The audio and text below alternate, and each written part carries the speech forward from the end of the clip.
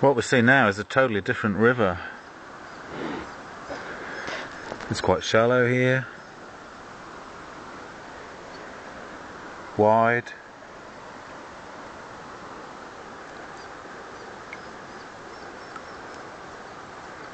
We're just drifting along, no waves, no rapids.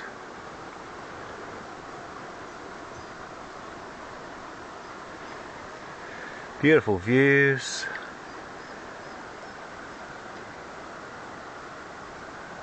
You can hear the sound of the next set of rapids. There's a little bit of a kind of white line you can see at the vanishing point.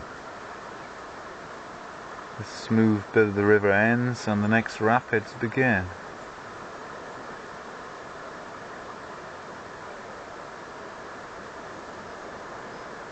The rivers around here are fantastic. They have all of these structures. They're fantastic rifles. The natural weirs and the sluices that run off at staggered points throughout the weir. The big undercuts full of trout and salmon under these weirs. Eventually the Makarora becomes a braided river, and at this point is where it is normally forded into the young Wilkin Valley system on the on the Wilkins side. We're on the young side at the moment, and that can be accessed via the swing bridge at Blue Pools.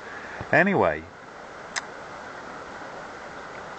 it's a fantastic river, and it flows into the head of Lake Wanaka. If I get chance on this trip, I'll get somebody to drive me back up to Blue Pools, and I'll leave the car down at the lake, and I'll attempt to do the whole river by pack raft. That would be a really good achievement for this trip.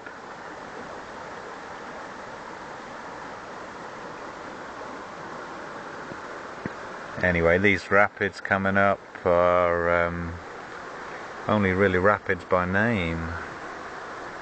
They're called rapids because that's where the water speeds up, and if there's any structure in there, it will churn up the water and you will end up with white water.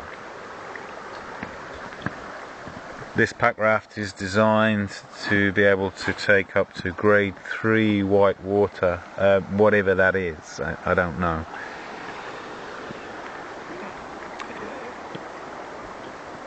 So far it's handled everything. Oh, look at that beautiful snow-covered mountain up there.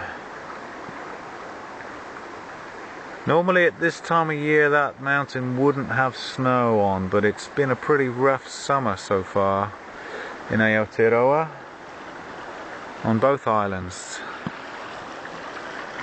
Look, a little bit of white water there. Look at that. A little bit more over there. And we can hear some along the bank, and as it's you can see where the river narrows. We have a shingle bank coming out, the river will narrow, and this will cause the flow rate to go up.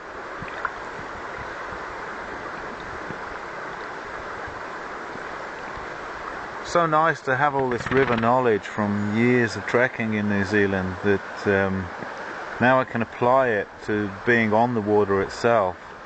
Before it was just useful for staying alive as far as the river crossings go, which river crossing in the backcountry in New Zealand is a big aspect of your travel.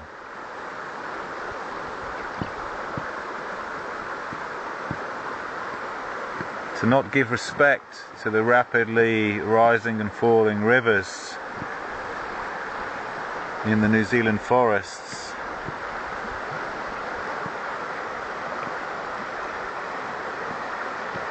is not a good idea.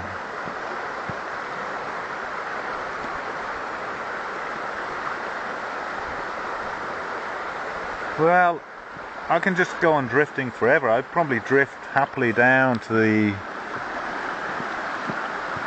delta where the braided river flows into the top of Lake Wanaka, but so that, you know, there's no way I'd get back to my vehicle by sunset, which is coming up pretty soon. Look, white water. Ooh.